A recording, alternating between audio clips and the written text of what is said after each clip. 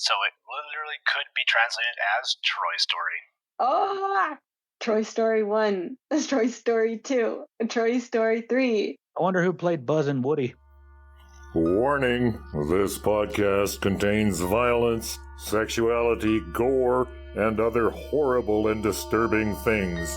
Listener discretion is advised.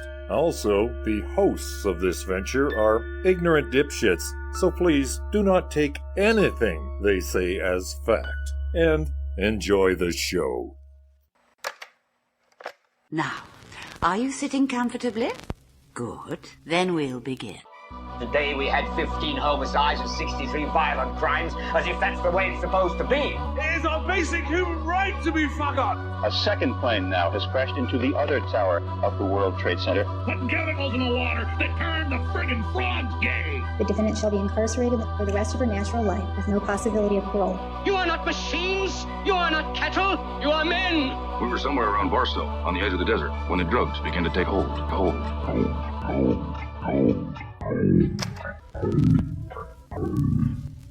Occultae Veritatis.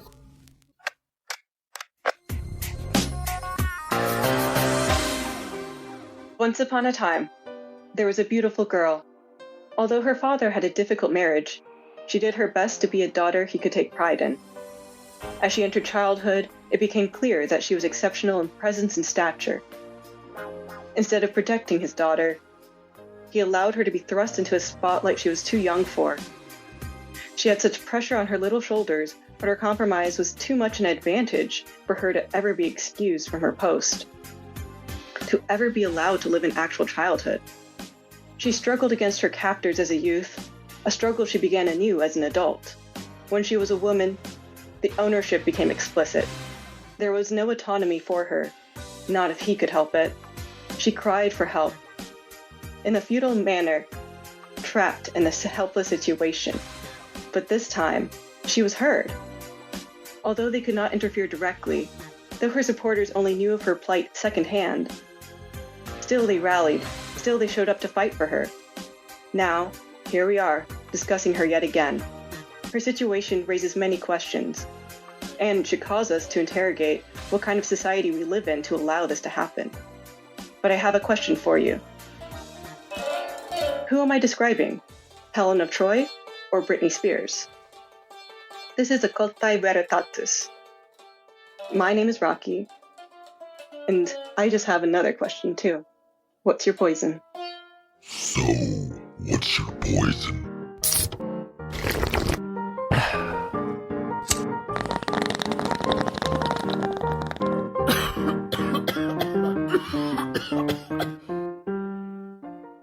So, my name is Rocky. For my poison today, I am munching on this ground apple I found outside under a mysterious tree that has no other apples. I decided I am still doing this as my poison because it is a yellow color. One may say it is a golden apple, similar to the one that started the Trojan War. Oh shit. I'm drinking SASKATOON tap water, which in terms of tap water is pretty good. It doesn't have like a funny taste or anything. It's good tap water. Hats off to Poseidon, you make a good brew. And like I said before, I'm Postal Poet, and I'm still drinking Canada Dry Zero Sugar Ginger Ale in honor of my neighbors to the north. Hurrah. I am drinking, my name's She-Wolf, by the way, just in case anybody wants to know.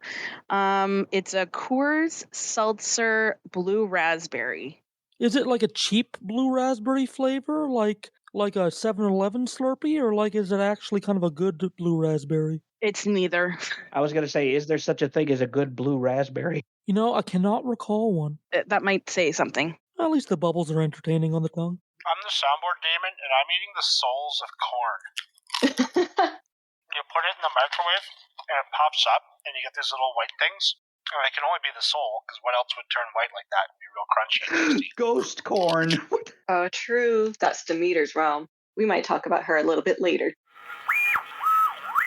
You know, sometime in summer 776 BC, they suddenly started having the Olympic Games. Well, that's the story, but that is the traditional date, and that's when Greek history starts, 776. The problem is that Greek mythology already existed at the start. It's circulating. And the age of the creation of Greek mythology is thousands of years earlier. If we start from our Olympic Games in 776, the beginning of time, we can then move backwards. In 1240, on the 12th of Thargelion, Troy fell. That is what ends the age of myth, of course. Trojan War, very important. It's not just that it's the event everybody remembers, it's also where mythology ends. What the Trojan War actually maps onto in real history is Mycenaean Greece.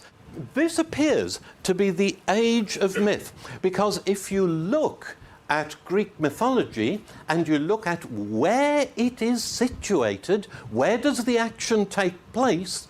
The action takes place in the cities that were on the map in Mycenaean times. The thing we know as Greek mythology is in fact Mycenaean mythology. If you would then go a little stage further back from that, you find that the Greeks only arrived in Greece at the beginning of the second millennium BC. I mean, everybody argues over the date, but it's got to be somewhere in the 1900 to 1600 BC area. So you can see, as you trace mythology back, you're tracing it back into ages that are getting shadier and shadier. It's not a theoretical question how far back we go, because we have this amazing epic, the Indian Mahabharata.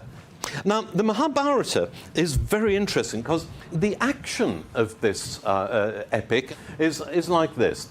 The heroes are the 5 Pandavas. They're called Pandavas because they're the sons of Pandu, who is by now dead. But at the same time, they're not just men, they embody the immortal gods. And you start thinking, these are the formats of characters you've got in the Homeric epic. There are lots and lots and lots of incidents where you take one look at them and you know exactly which scene of Homer you're now looking at. The most striking incident, however, is this one. What is happening here is that the heroes have been in exile. They have been dressed in rags. They have been in the forest. And they hear that the Swayamvara of Draupadi is about to happen. And the Swayamvara is the self-choosing, the suum volens, if you like. It's the same words. It is the contest for the hand of Draupadi. And to win the hand of Draupadi, what the successful suitor must do is fire an arrow from a bow that is hard to string through this mysterious indoors object. And you start looking at this and you think, hang on, arrive in rags, contest of real suitors, reveal their true nobility, string the bow that nobody else can string, fire it through some crazy object. This is the return of Odysseus from the Trojan War to claim Penelope. And you think to yourself, that's a coincidence, isn't it? They are to fight the Battle of Kurukshetra, which ends the heroic age, just as the Trojan War ends the age of heroes in the Greek world. Content warning for the following episode. There's discussion of sexual assault, sexual abuse, rape, and pedophilia. If these topics make you uncomfortable, I would suggest skipping this episode. Oh yeah, I suppose my qualifications for why I'm not completely talking out my ass about this. I just finished my undergraduate degree in classics and ancient Mediterranean studies. So I've written a few papers about mythology. I love reading stories and things like that. I never got over my Harry Potter and Percy Jackson phase, and then I made it my career. All those gods were fighting over like some apple, right? Yes. So the goddess Eris, the goddess of discord and strife, she was snubbed. There was a wedding it was Achilles' parents. There was a whole prophecy. There's a lot of backstory that goes into this, but they were having a wedding. She was not invited. She shows up anyway, and she decides to cause problems because that's her job.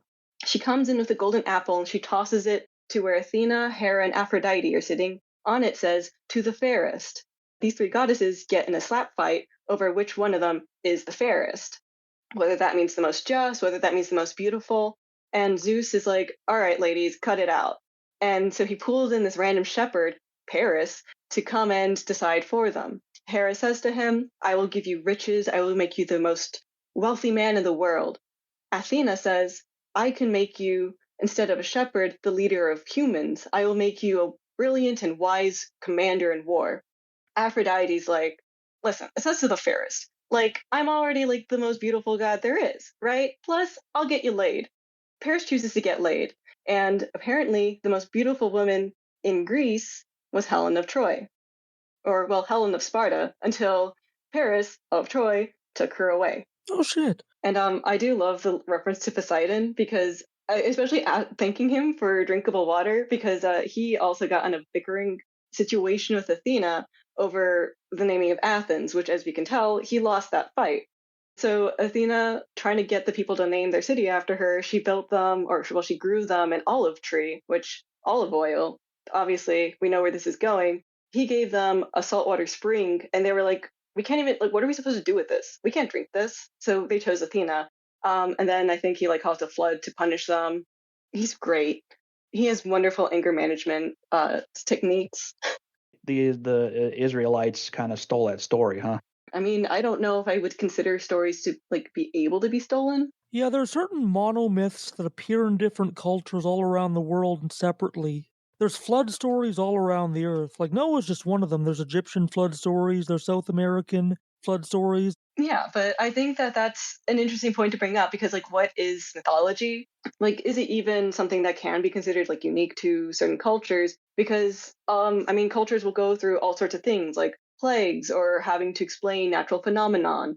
I have a few genres, I suppose, in mythology and sort of the purpose that they serve in these different aspects. So one of them is exploration. I don't know if you've ever seen those old-timey sketches of like rhinoceroses, but they were literally in armor because they were described as having tough outer skin. And so they were like, oh, okay, so they must have like literal breastplate.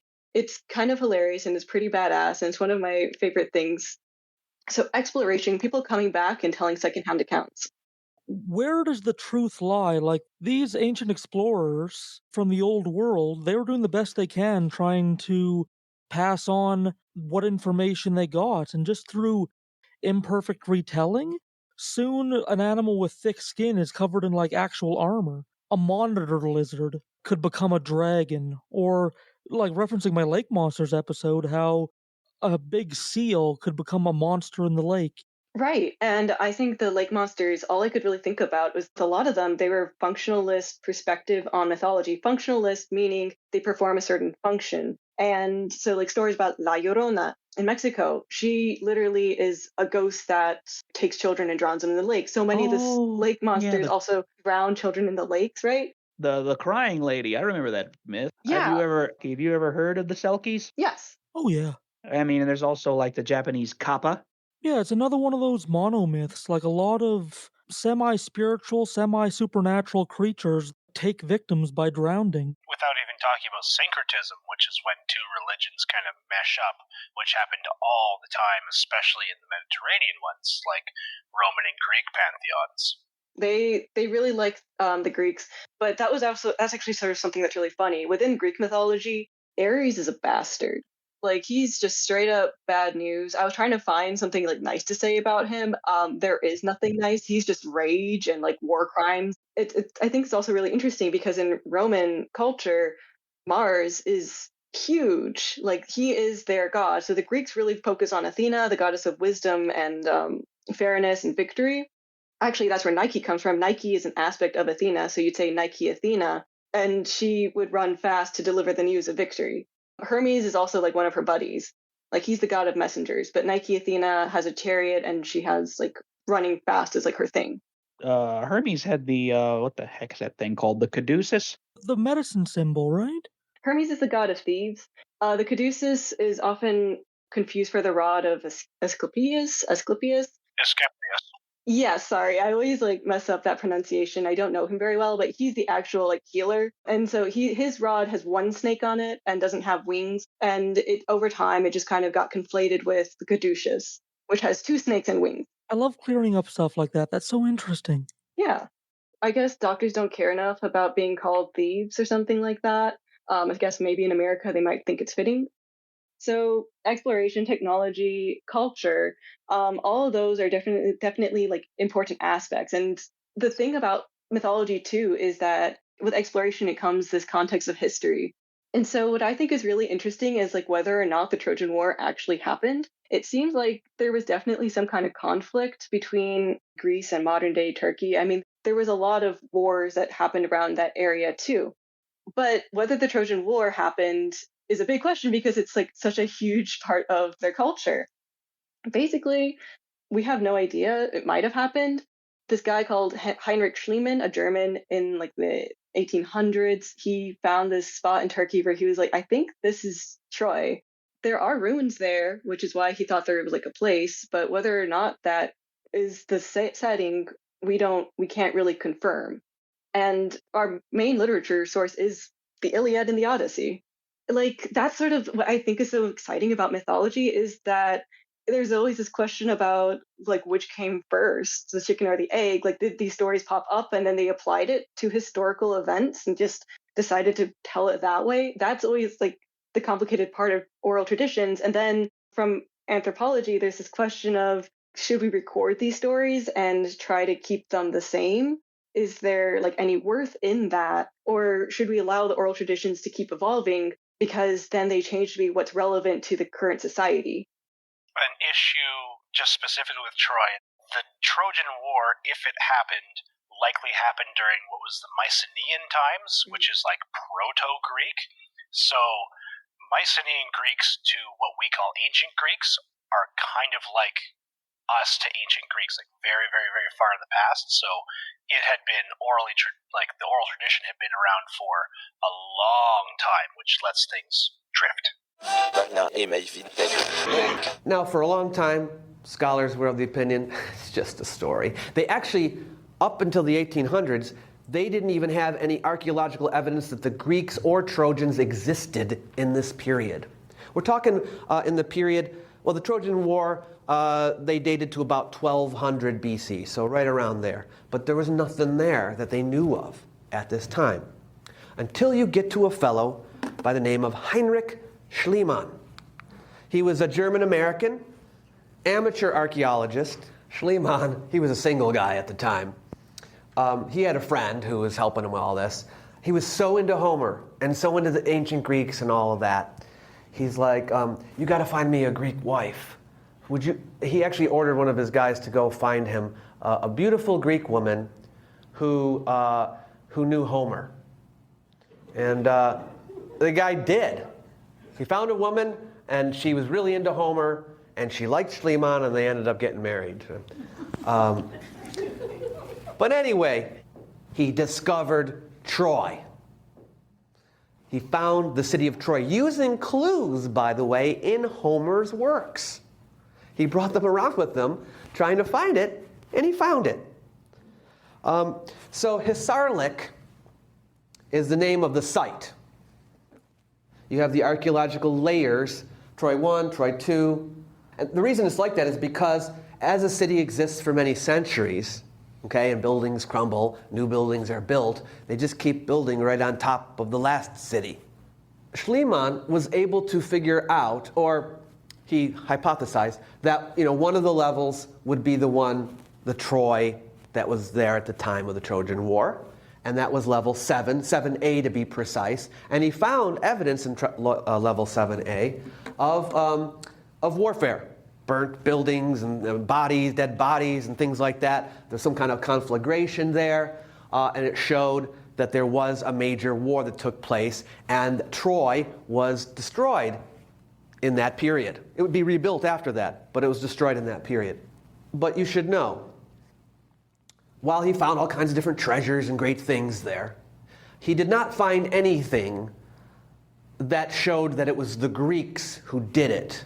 Nevertheless, historians today believe that he's probably right, that is the Trojan War. It may not have played out like the legend says, okay? That is probably Trojan War, and maybe it probably was the Greeks. It's a theory out there. It's not proven beyond the shadow of a doubt. But generally speaking, most history books will tell you, yeah, there was a Trojan War. Level 7A of Troy is probably the level. It's all probabilities, no certainties.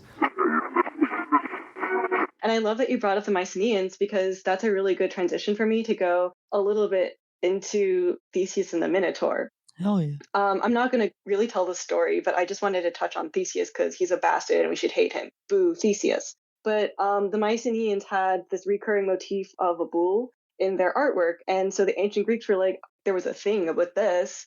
So then this really fucked up story where King Minos made a deal with Poseidon, and Poseidon provided him with this really sexy bull. And he was like, hey, here's this really sexy bull. Give it back to me, like sacrifice it back, but like here's a loan. Minos, he showed off his sexy bull. Everybody was like, holy shit, that's a sexy bull. You're now our king. And instead of like sacrificing the bull back, he was like, this is way too good. I got to keep this guy around. He sacrifices like this stinky old bull instead. Poseidon's like, well, fuck you too. And then he curses Minos' wife to fall in love with the sexy bull. But the bull doesn't swing that way. I was gonna say where this is going. Yeah, so she's like, I gotta solve this problem. Hey, Daedalus, I need a bull costume. And he does it. He makes it. Wasn't that Icarus's dad? Oh, yeah. So Daedalus makes her the costume. She gets fucked real good. She gets pregnant, and for some reason, Minos, I guess, names the baby after him. And so Minotaur, he's like, shit, dude, this guy's a bit too fugly. Daedalus, I need you to build this labyrinth. By the way, while you do that, I'm locking you in this tower with your son and to have like inventing materials to solve all my problems for me.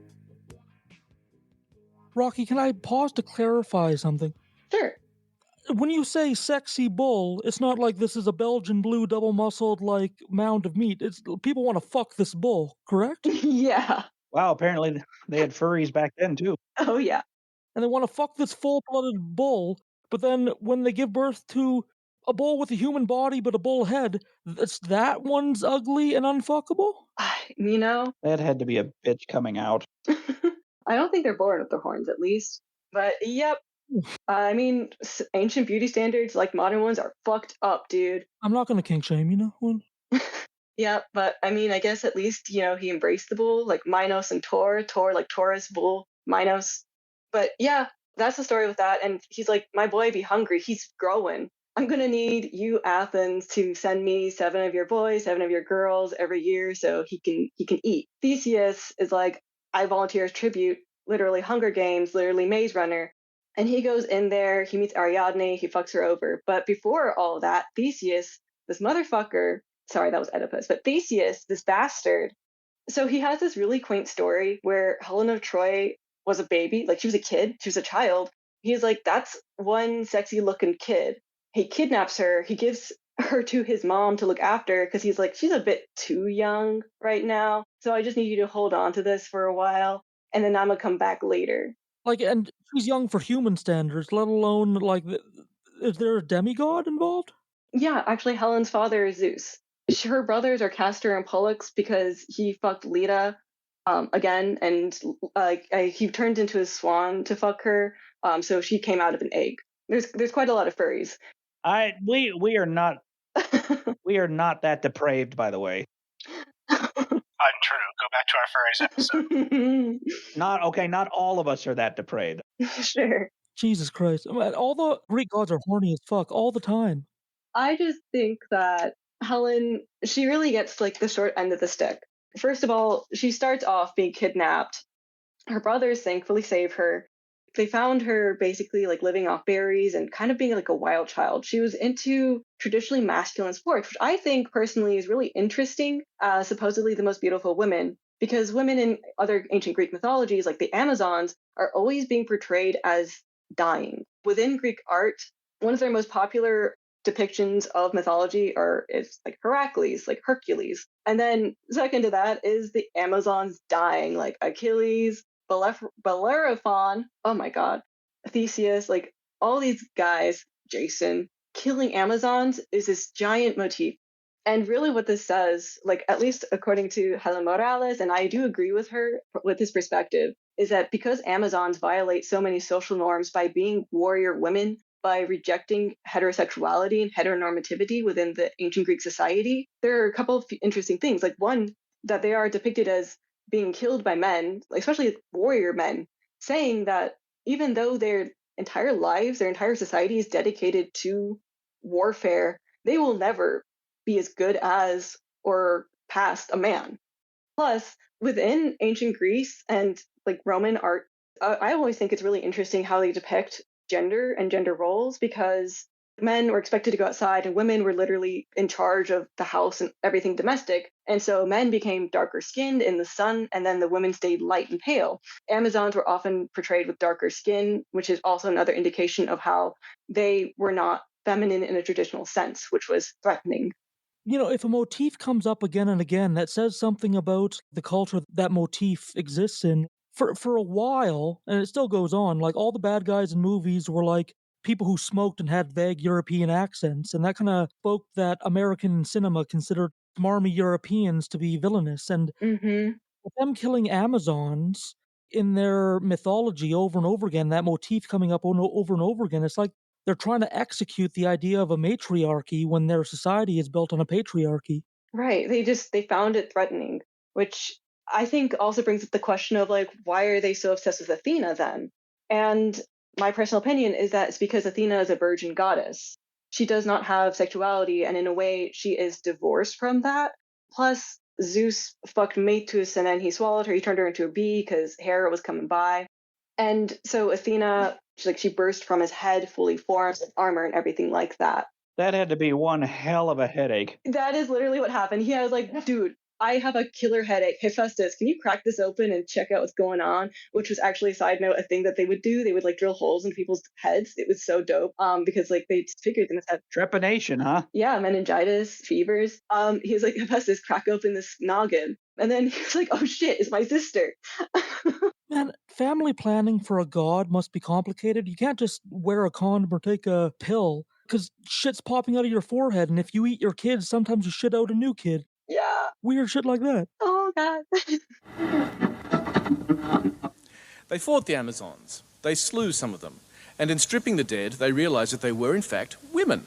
So, naturally, they selected a band of young men and tasked them with the job of shadowing the Amazons.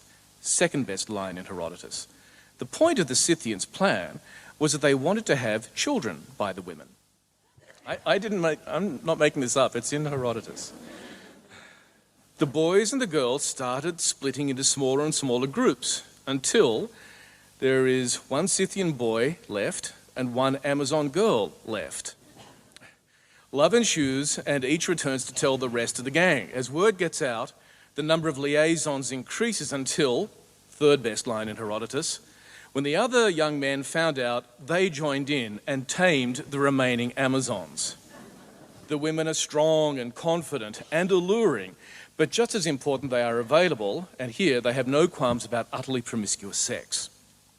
Never underestimate the power of the heterosexual male to ignore historical facts in favour of pure fantasy.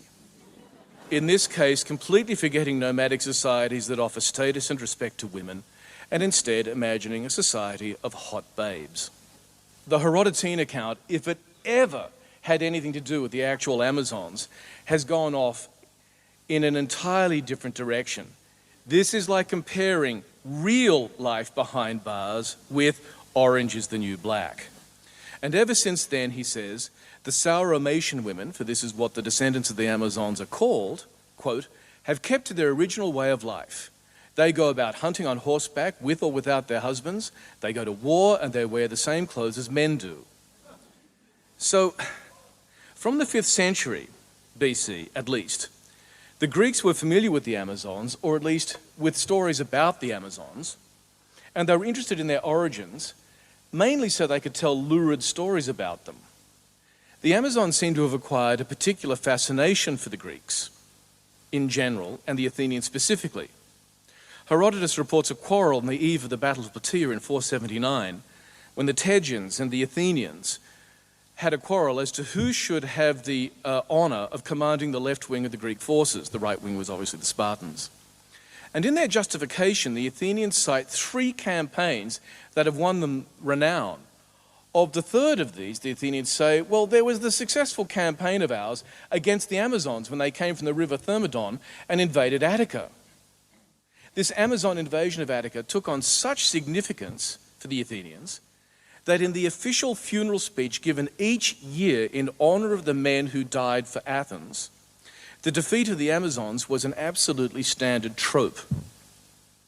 It is as if every July 4th, the president were to give a rousing speech about how we defeated the space aliens. Doesn't matter how often you say it, it still didn't happen. I'm talking now about the Amazon invasion, right? Every year, Athenian children heard the story of how their forefathers defeated the Amazons. Sometimes the details varied. In Isocrates' version, the Amazons were totally wiped out. In the 4th century, a local historian named Clydemus gave a different account, according to which Theseus defeated the Amazons, signed a peace treaty with them, and then married their queen Hippolyta. This is a kinder, gentler treatment of the Amazons. But in the end, they had to be defeated. It's funny you talk about how the Amazonians were seen as so wrong for doing manly things as women, when Artemis was very conspicuously the virgin and likes young maidens and hunting with her young maidens and totally not a lesbian, guys. They're all pretty just cool with her being the huntress. You have a good point, especially within modern reinterpretations of Artemis and her gang. She's also a virgin goddess. There's Athena, there's Artemis, I want to say maybe Hestia, who's the goddess of the hearth. Demeter. She has a daughter, Persephone. Oh yeah, that's the reason why we have winter. That's right. Yeah. Actually, let's just talk about it now. So there is obviously the myth with Persephone and Hades.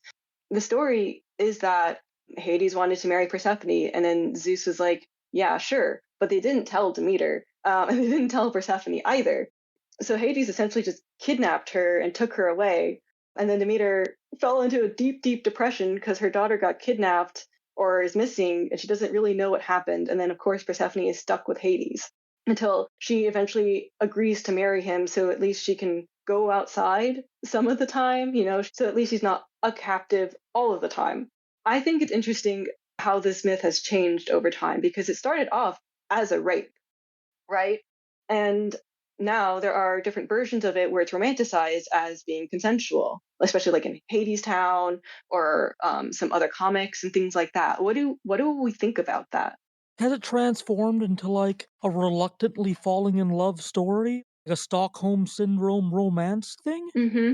Oh, it seems like the ancient cultures, they repeated those myths for a while with the event being a rape. They were more ready to deal with the flaws of those gods, but it's interesting that as society has become more progressive, we almost need to soften up these old stories. It even happens in people that wrote all those European fairy tales. The Brothers Grimm. Mm-hmm. Yeah, even all those stories have been softened up and Disneyfied. I wonder what that speaks to, that we're unable to deal with harsher consequences and flaws in our media today. Right. Because we are naturally fragile creatures. I do think it's interesting, because I feel because people hear Hades is the least bad of the Olympians, that means he hasn't done anything bad. I find that people tend to take him as their favorite because he's the least problematic. But then I feel, overlook these very blatant character flaws, which I feel are really important for the characterization. I personally believe it comes from a Judeo-Christian perspective on religion and religious figures having to be perfect or having to be just in some way. See, there's almost a traditionalist sense of the myths were told in a certain way within their own context, and that's how we have to keep them. But that's, to me, doesn't ring as true either. I don't know if you're going to talk much about Dionysus, but Dionysus has a very long history. In fact, one of the, quite possibly before Greeks existed, Dionysus was around. Dionysus started as a really nasty nature god of madness and killing folks all the time. The original party god, yeah. Before he was the party god, he was scary and wild and insane, and then he got sort of softened up in the Athenian way to this party god and the guy that loves wine and drinking and hanging out with your friends. You know, and I feel it's the same thing. It's like back in the day, yeah, Hades going and clubbing his wife and bringing him home was perfectly acceptable, and now we've morphed that story again into what is more acceptable for our time. Well, they're just fine. You know, a little dark, a little gloomy, and as always, hey, full of dead people. What are you going to do? Right. And with Dionysus, he is like super cool sometimes. Remember how Theseus got through the labyrinth? Ariadne, the other daughter of King Minos, she sneaks him, it's called a clue, but it's like CLEW, and it's a spool of thread that helps him not lose his place. It's enchanted. And afterwards, Theseus, like any good boyfriend, dumps her on an island while she's asleep. And Dionysus comes by and he finds her and he's there for her. And then they get married and they have like a really sweet romance. But then at the same time, Dionysus' cousin, Pentheus, who was like a king of a kingdom, he was like, I'm not really into worshiping you, Denny. So I'm just going to like make it illegal. And Dionysus was like, come on. And he was like, nope, I absolutely not. And so during this Bacchanalia, this festival for women, which I think is also really fascinating that Dionysus would be in charge of something that's like ritualistic, but also kind of secret because women are a mystery. These women go into the forest and you're not supposed to, like it's illegal, but also like extremely religiously taboo to peek in on this. But Dionysus gets Pentheus out there and he strikes the women with insanity. He makes them go insane. And so what ends up happening is they think that he is a stag to be hunted.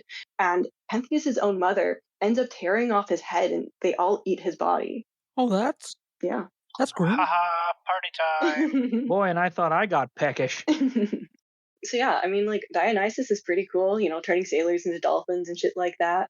And he only really turned them into dolphins because they were dicks to him. But it's like, geez. I feel like this is also really important to ask when talking about like Helen of Troy, because if you've seen that movie with Brad Pitt and Orlando Bloom, she's very like smoldering eye, kind of sexy, and it comes off as she goes with Orlando Bloom willingly, and that Menelaus, her husband, who's king of Sparta through her, is like ugly and gross, and you're kind of like, I see why she leaves him. I'm not afraid of dying. I'm afraid of tomorrow. I'm afraid of watching you sail away and knowing you'll never come back.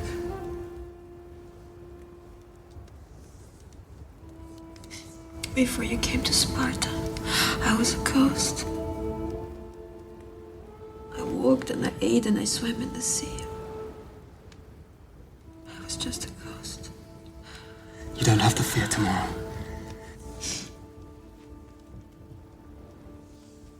Come with me. But, I mean, does she really have a choice? And this often ends up being translated to her as being responsible for the Trojan War. I mean, like, I think that just is such an interesting way to, like, twist a story where this woman who's kind of a victim of her circumstances since she was ever a child is now, and, like, she's being blamed for her beauty. She's being passed around like a trophy. Like, she has no real agency. Like, she's just being kidnapped, like, against her will, but yet she's being blamed for being desirable enough to kidnap. It's so backwards. Mm-hmm. And, I mean, I feel like the Iliad has a really compelling parallel to her at the beginning. So it starts with Achilles and Agamemnon. Agamemnon is, like, Menelaus' brother. Like, not brother, but, like, bro. Like, they literally had a double wedding. Menelaus married Helen, and then Agamemnon married Clytemnestra, which was Helen's sister. They're tight. But Agamemnon steals Briseis, which is Achilles' slave girl, who's also a prisoner of war, because Agamemnon had to return his because she turned out to be a priestess of Apollo. And that was, like, a no-go.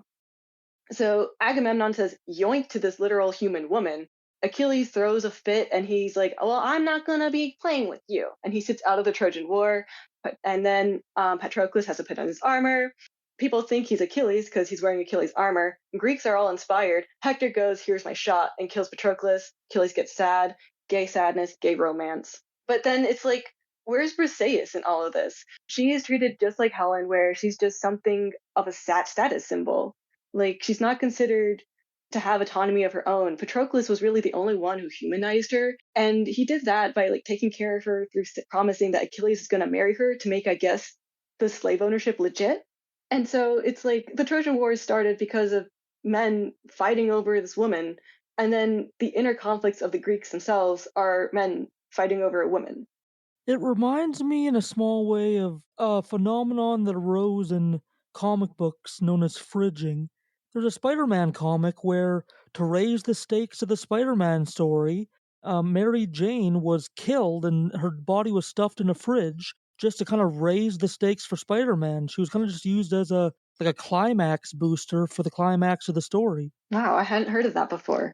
If you can replace a female character or a character at all with a very beloved table lamp, it's fridging. Exactly. Like, you still see these tropes being perpetuated in contemporary media, but are they actually being interrogated, or are they just there for entertainment purposes? That's kind of also my problem with Game of Thrones, because there is just so much sexual assault. And I know people were upset. Finally, people think it's fucked up. But then I took a pause and said, would they have been criticizing it so hard if it wasn't from the Lord himself, George R.R. Martin, having written it in his books? Because they didn't have a problem with Daenerys.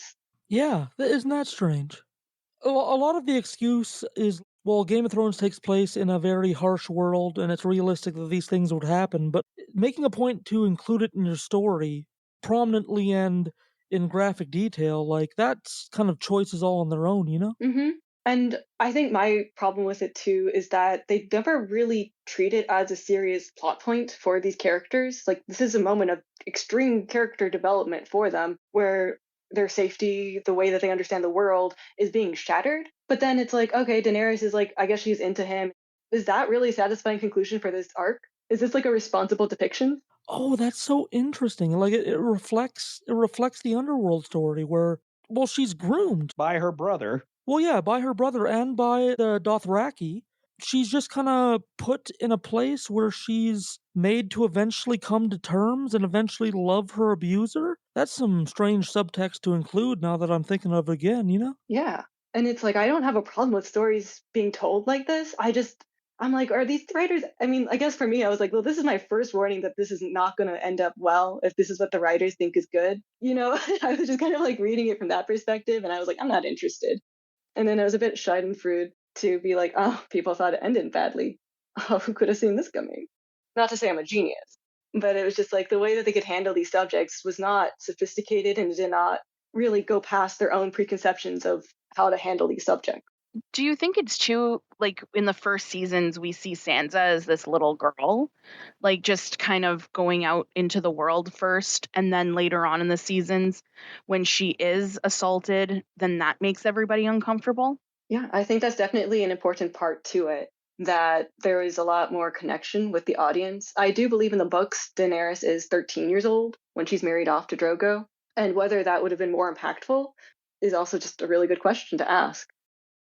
But I wanted to talk about Medusa because she goes under like a similar kind of treatment as Persephone, where her story of non-consent gets turned into one of empowerment. So there are two different versions. There is the ancient version. When I say ancient, obviously all of this is ancient, but this is from 700 BCE from Hesiod's Theogony. So she is born a monster.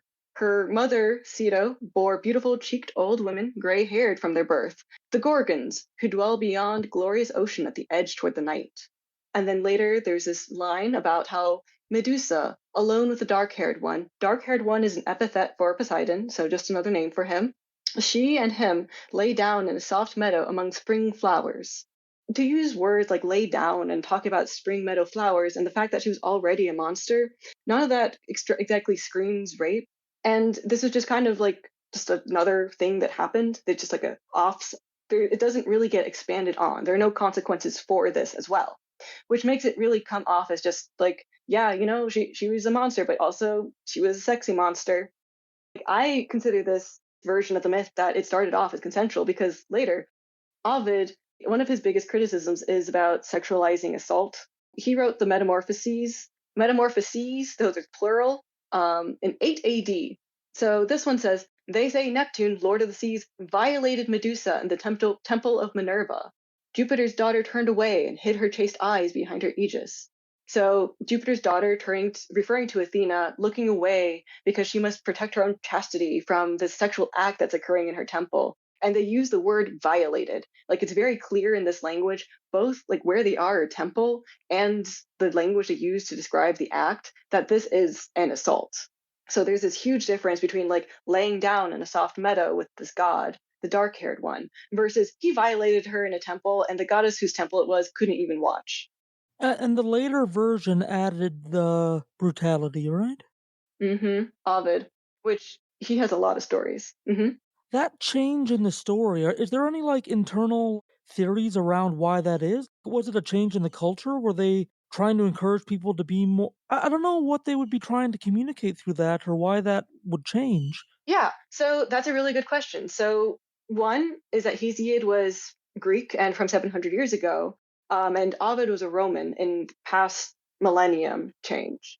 So these different cultures, different contexts, I think is really important to bear in mind. Plus with Ovid, when he wrote the Metamorphoses, a lot of it was really thinly veiled political criticism of like Augustus, who often compared himself to Apollo or to Zeus or Jupiter and to sort of like these godly kind of characters. And one of his stories that I actually ended up getting the pleasure of reading in the original Latin was Apollo and Daphne, where Apollo chases this poor nymph to the point of exhaustion where she makes his final desperate plea to her father to save her, and he turns her into a laurel tree, which Apollo, he's like, I'll be with you forever. He cuts pieces of her branches off and turns them into a symbol of the laurel crown that they put on victors. Oh, like that's a thing you would want in your head. That's weird.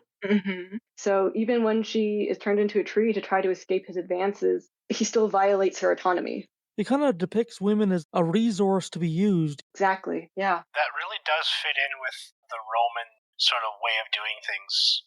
Rome, when it was still just a city, not actually, the giant thing that it was, didn't have enough women for a while. Because that's the thing that happens. So they just went to the people next door and took all their women and killed all their men and then made more Romans. Very early, they did that. That is the rape of the Sabine women. And fun fact, I guess, the wedding tradition of carrying the bride over the threshold is a callback to that, of taking these women and bringing them to a different city. Jesus Christ. Oh, I'm sure he had nothing to do with it. Oh, yeah. 1,000 romantic comedies have been ruined. Oh, yeah. I mean, not like romantic comedies have the best track record of... Every moment of Roman history where there is a big political turnaround, that's marked by the rape of a woman. Did they define rape differently than we do today? The Romans celebrated rape. They have comedies where a poor woman has been raped, and the comedy has a happy ending. Why is it a happy ending? It's because the rapist turns out to be her boyfriend. Happy ending, right? But that's how it. And I think it's hugely instructive to look at that. But it's where you kind of think that this is a culture, I don't want to go back there. If we had like the Emperor Caligula, which was one of the bad ones, right? If he was sitting here, what would that be like? I think it would be a very awkward conversation. And people often say to me, wouldn't you just love to go back to ancient Rome? And you think, not likely, You wouldn't? Absolutely. Well, I suppose if I had a guaranteed return ticket to the present day and I could go for just a day, I might possibly say yes. But how do you think you'd fit in? Extremely badly, of course.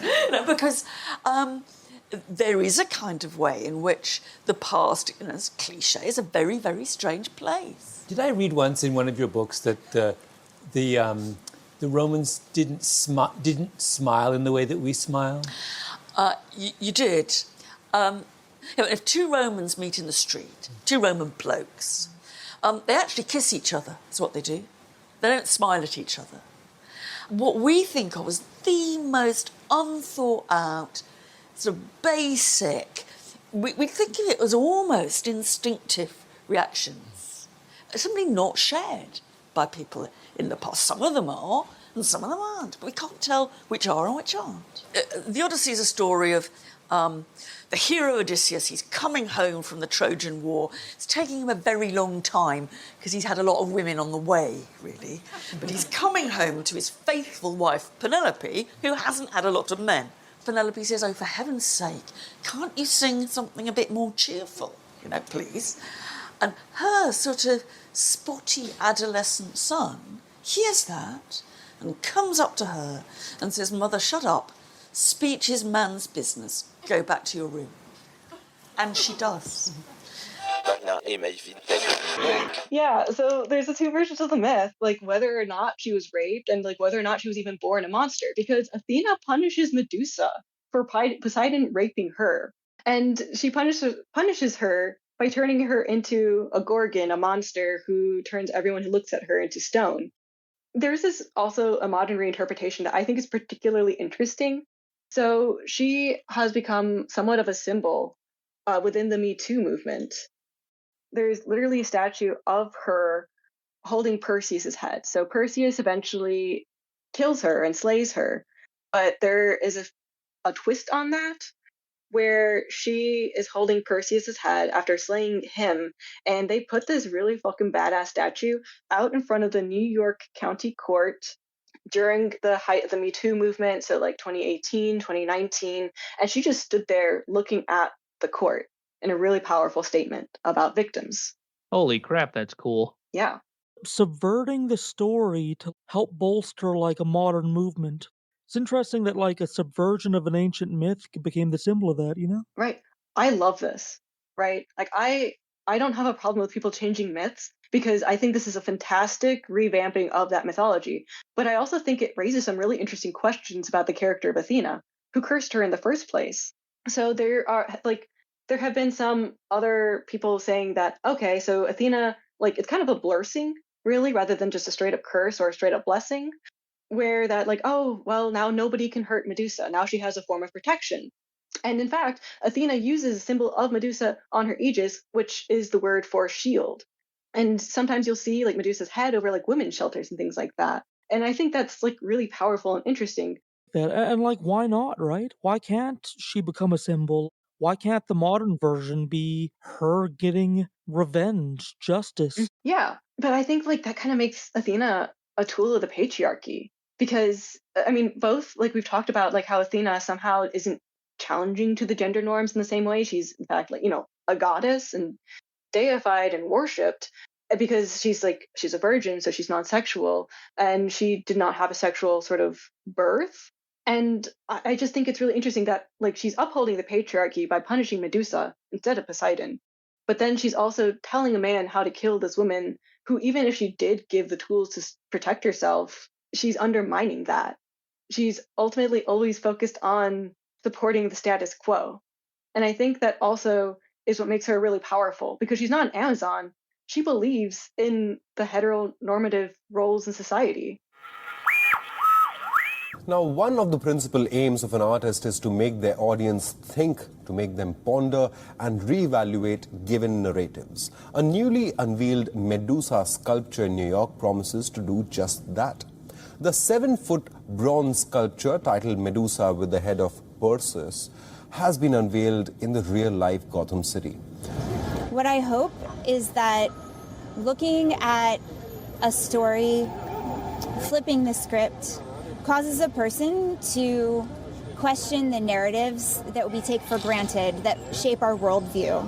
I hope that it destabilizes a center that has been left unquestioned for far too long. In Ovid's Roman myth, Medusa, a maiden of the temple of Athena, was stalked and raped by Poseidon.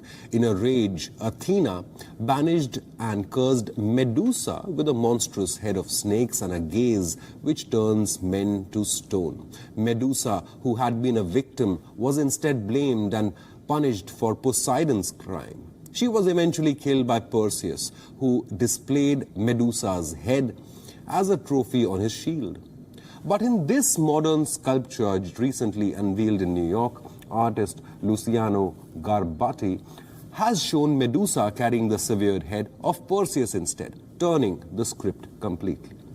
I felt that the story from her perspective was a tragedy, and I also felt that it would be quite challenging to imagine a sculptor depicting the reversed outcome of the myth.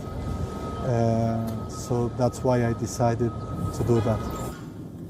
The sculpture has been installed across the street from the Manhattan Supreme Court, where Harvey Weinstein was convicted. But even before its installation, the sculpture became synonymous with the Me Too movement. It has become a symbol of woman empowerment. You know, the artist did not choose the Me Too movement for the work. The Me Too movement chose this work. And it's kind of taken on a life of its own. I think what it shows is the way that an art can speak to people, and the responses that he has received and that I've received in my time working with them. By them, I mean Medusa and Luciano, are just so powerful and so touching, and it feels really empowering to be able to put a work of art in the world and share it. Freud described Athena as a woman who is unapproachable and repels all sexual desires, since she displays the terrifying genitals of the mother. It's always the Oedipus thing with him, isn't it? Oh, yeah. I don't know how a psychologist has such little self-awareness about his own projection, you know? I mean, I could go into a little bit more about Athena because she's a really nasty kind of character. Like, I love her. I was actually almost named after her. But the way she treats other women in her stories, I think, is really interesting. So I'll just leave off with the story of Arachne. So Arachne was this very, very skilled person who works with textiles. So she could sew, she could loom, she could weave. And she was like, you know what? I'm like really good at this. Some might say I might even be better than Athena, the goddess of also DIY crafts. And so she challenges Athena. She's like, hey, you, me, let's go. Athena, she creates this beautiful tapestry detailing the history of the gods, all the wars and all of their conflicts. Arachne, instead, she creates a tapestry, a quilt of all of their crimes. She details all of their sexual misconducts. She details all of the times they violated people's autonomy and will. She creates something that's so powerful that even Athena has to admit she's been bested. Athena told herself before, to give praise is not enough. Let me be praised as well, and not allow my divine powers to be scorned without inflicting punishment. Realizing that Arachne was better than her, the golden-haired warrior goddess was grieved by her success, tore the tapestry embroidered with the gods' crimes. She struck Arachne 3 or 4 times on the forehead. The unfortunate girl could not bear it, and courageously slipped a noose made out of the tattered tapestry around her neck. So she drove this girl to suicide. But at the last moment, she tore the tapestry apart to even smaller shreds, creating a pattern like a cobweb, and turned Arachne into a spider instead, and she cursed her, forever shall you weave now. What the fuck? Now we got arachnids. We get spiders. Why does Athena get to have her day, but when the crimes of the other gods are revealed, the person who revealed them gets turned into a spider? Mm-hmm. Thanks a lot, Athena. She is definitely that bitch. She's boss bitch and gaslighting, doing her own thing. Oh, yeah.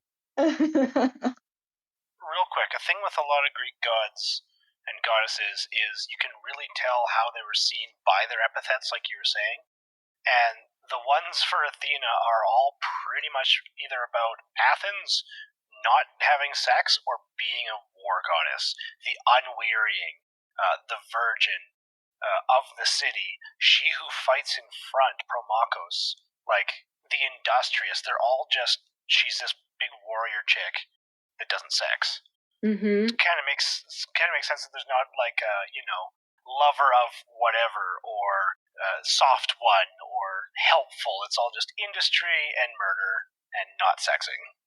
Fun fact, the Iliad is called the Iliad because one of the names for Troy in Greek is Ilios. What But having that AD ending to the Greek means it's the story of, so it literally could be translated as Troy Story. Oh, Troy Story 1, Troy Story 2, and Troy Story 3. I wonder who played Buzz and Woody. You know Patroclus is Woody, anyway. I just want to say that, though, in conclusion, even though these stories are so, like, awful at their core, I find it so cathartic and useful to just really interrogate them and see how they apply to contemporary politics. Like what it means to perform victimhood with Blasey Ford and Kavanaugh, where she went up on a stand and she had to couch her own language saying, you know, this is a long time ago, this may or may not have happened, but the way I remember it, why is she preemptively undermining her statement? Like, why is she giving Kavanaugh the benefit of the doubt when she is trying to warn the American people that he's not fit to serve as justice? Why are we still like watching movies that have been made by Weinstein or Woody Allen or Polanski? Why is this still happening? And why haven't we moved past these stories? Why have they only just shifted shape into Game of Thrones? Why are they like popping up as plot points instead of being taken as like actual stories to tell? History seems to repeat, and it's revealing ancient but ongoing biases within us. Even though we may recognize more of these things today, are we any close to dealing with them or fully addressing them? Seems like we still have a long ways to go. Exactly. I have a list of readings. They're relatively short books, but I believe they're really great reads. This book that I have in front of me is Antigone Rising by Helen Morales. She has some really powerful points, and she looks at like wonderful like examples of artwork. She talks about how men go on mass shootings because they feel entitled to a woman's body or woman's attention. And then there's Women in Power by Mary Beard, who is a fantastic classicist. She gets so much hate on Twitter because people are challenged by her really articulate and well-supported arguments. She's also really funny. She's really awesome. Women in Power. It's a really, she calls it, I think, a manifesto. And she also talks about like Hillary Clinton's pantsuits in it and how people actually photoshopped Hillary Clinton's face onto Medusa, and then they photoshopped Donald Trump's face onto Perseus. So like he was holding up Hillary Clinton's face. Oh, they don't even realize the subtext they're doing, eh? No, I mean, I think that's like what makes it so powerful too, is like they don't even know what they're doing, but there's so much that's being said. See, this is why I want to come up there, Ood, because I'm kind of tired of living in this country.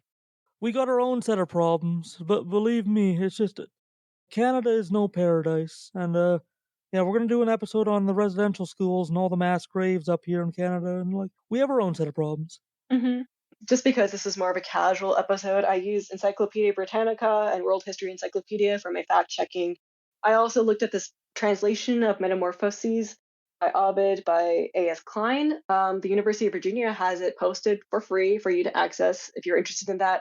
I was looking particularly at books 4 and 6, books being like chapters essentially, because it's all in like papyruses. So they ran out of papyrus, they called that a book. And those were really my main sources for today. I definitely like look it up and read more about it. But I would just encourage you to like ask these questions about what does it say about them? What does it say about me? What does it say about society as a whole, and especially Western society and values? Yeah, there's a lot of food for thought. I think I'm gonna more critically analyze media.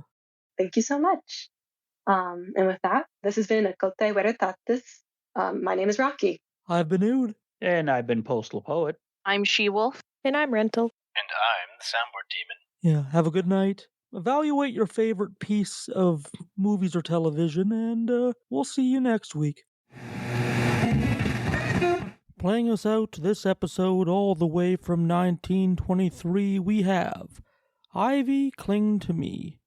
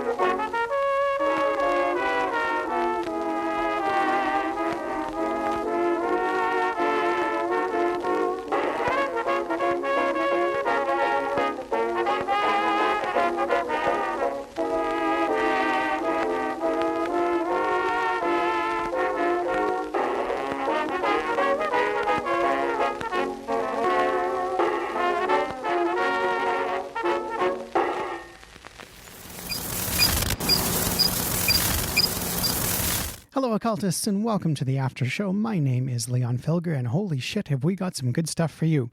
I'm speaking about the Patreon. It's terrifically important to keep the show going, and some of the incredible things we've got coming up for you Patreon subscribers are the addition of a mini show at the end of every month that's available exclusively for Patreon subscribers, as well as my very own Sauce Boss After Hours review, where Oud Gallifrey and I taste incredibly hot sauces and give our ratings.